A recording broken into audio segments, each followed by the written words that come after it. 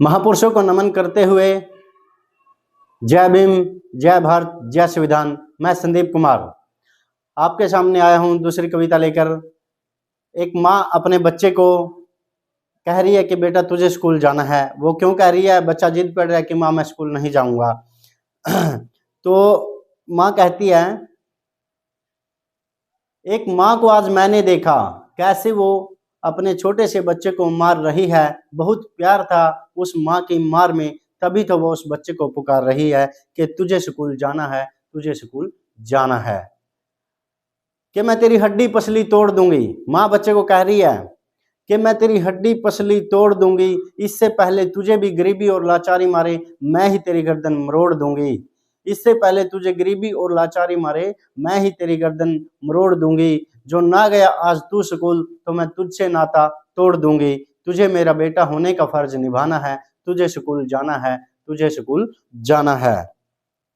अब लड़का कहता है, माँ को अब लड़का कह रहा है कि माँ को पहले माँ बच्चे को समझा रही है, अब बच्चा उल्टा माँ को ही कहने लग गया कि माँ मेरा मन नहीं लगता पढ़ाई में, कि माँ मेरा मन नहीं लगता है अब पढ़ाई में, चाहे अब तू मेरी सारी हड्डी पसली तोड़ दे धुलाई में। कि माँ मेरा मन नहीं लगता है पढ़ाई में, चाहे मेरी सारी हड्डी पसली तोड़ दे तू धुलाई में। माँ अब ये तेरा हाल मुझसे देखा नहीं जाता, मैं वहाँ स्कूल में पंखे के नीचे आराम से रहूं, और मेरी माँ यहाँ दिन रात मेरे लिए भूखी प्यासी रहकर खून पसीना करके जो कुछ कमा कर लाती है, मेरी पढ़ाई वो सारा एकदम से खा जाती है। माँ मैं नहीं रखूंगा अब आपको बकाई में, माँ मैं साथ दूंगा तेरा तेरी कमाई में, मैं साथ दूंगा तेरा तेरी कमाई में। लड़का माँ को कह रहा है कि माँ अब जो आपकी दशा है वो मेरे से नहीं देखी जाएगी, मैं तो आपके साथ ही जो है मेहनत मजदूरी करूंगा और आपकी कमाई में साथ दूंगा, जिससे हमारा घर का जो है गुजारा चलेगा। अब लड़के की माँ फिर कहती है उसको कि बेटा तू समझ क्यों नहीं रहा, कि बेटा तू समझ क्यों नहीं रहा, जैसा तुझे दिखाई दे रहा है ऐसा कुछ नहीं होता। कि बेटा तू समझ क्यों नहीं रहा, जैसा तुझे दिखाई दे रहा है ऐसा कुछ नहीं होता। एक लाचार बेबस गरीब का तो यहाँ भगवान तक नहीं होता, एक लाचार बेबस गरीब का तो यहाँ भगवान तक नहीं होता। तू पढ़ लेगा, अगर तू पढ़ लेगा तो सब ठीक हो जाएगा, जब मेरा बेटा अफसर बनकर घर आएगा, जब मेरा बेटा अफसर बनकर घर आएगा तो मेरा हृदय भी खुशी से भर जाएगा।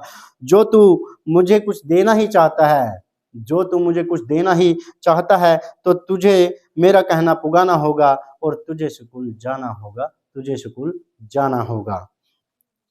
फिर कह रही है माँ कि जैसे तेरे जैसे हालातों में, माँ फिर बच्चों को कह रही है कि बेटा तेरे जैसे हालात में पता नहीं कितनों ने पढ़ाई छोड़ कुछ कमाने और माँ बाप का हाथ बटाने के लिए हालातों से समझौता कर लिया। कि माँ बच्चे को कह रही है कि बेटा पता नहीं तेरे जैसे हालातों में कितनों ने पढ़ाई छोड़ कुछ कमाने और माँ बाप का हाथ बटाने के लिए हालात से समझौता कर लिया। तुझे पता है बेटा तुम्हारा पापा भी इसी गरीबी से लड़ते लड़ते मर लिया। माँ बच्चे को कह रही है कि बेटा तुम्हारे पिताजी भी इसी गरीबी में लड़ते लड़ते मर गए थे। कि तुम्हें पता है तुम्हारे पापा भी इसी गरीबी से लड़ते लड़ते मर लिया।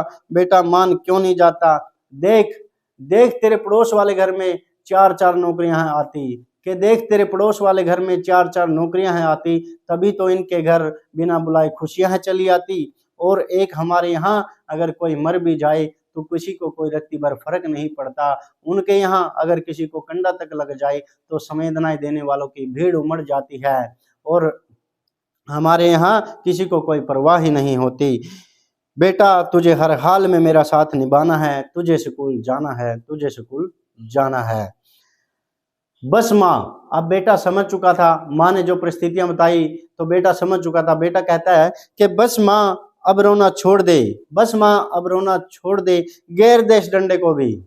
लड़का कह रहा है कि माँ अब रोना छोड़ दे, गैर दे इस डंडे को भी, ला दे मेरा बैग मैं स्कूल जाऊंगा, ला दे मेरा बैग मैं स्कूल जाऊंगा। तेरे जैसी पता नहीं कितनी माँ होगी, हर एक के बच्चे को समझाऊंगा कि शिक्षा बिना मति गई, मति बिना नीति गई, और नीति बिना गति गई, और गति बिना वित्त गया। इतना सब कुछ एक शिक्षा के कारण ही हुआ। इतना सब कुछ एक शिक्षा के कारण ही हुआ। तो जैसा कि हमारे महापुरुष ज्योतिबा फुले ने बताया है कि शिक्षा के बिना मति गई, कि भाई अगर हमारे पास शिक्षा नहीं है तो हमारा दिमाग है जो वो संतुलन में नहीं रहेगा, और वो संतुलन में नहीं रहेगा तो हमारे जो भी निर्णय होंगे वे सारे के सारे गलत होंगे। तो शिक्षा के बिना मति गई और मति के बिना गति गई। अगर हमारे पास मति नहीं है तो गति भी नहीं होगी, और गति नहीं है तो फिर वित्त भी नहीं होगा, और वित्त नहीं होगा तो मनुष्य शून्यता में रहेगा, और शून्यता में रहेगा तो वही बर्बरता वाली, गरीबी वाली, लाचारी, बेबसी वाली जिंदगी जीने के लिए मजबूर रहेगा, दूसरों के टुकड़े पर पलने के लिए मजबूर रहेगा। तो इसलिए हमारे एक और महान महापुरुष डॉक्टर भीमराव अंबेडकर, जिन्होंने कहा है कि भले ही आपके पाँव में चप्पल हो या ना हो, लेकिन आपके हाथ में किताब होनी चाहिए। तो साथियों, मैं यही कहूँगा आप सभी को कि आप सभी साथी ज़्यादा से ज़्यादा पढ़ाई में आइए, और जो साथी पढ़ाई छोड़ चुके हैं उनको पढ़ाई में लेकर आइए। जो पढ़ाई कर रहे हैं वो अपने तन मन धन से अपने माँ बाप का पैसा व्यर्थ न बहाएं, और उसको पढ़ाई पर ही लगाएं, क्योंकि वो खून पसीने से कमाई हुई मेहनत होती है। हमारे माँ बाप की 1 रुपया एक एक करके हमको देते हैं।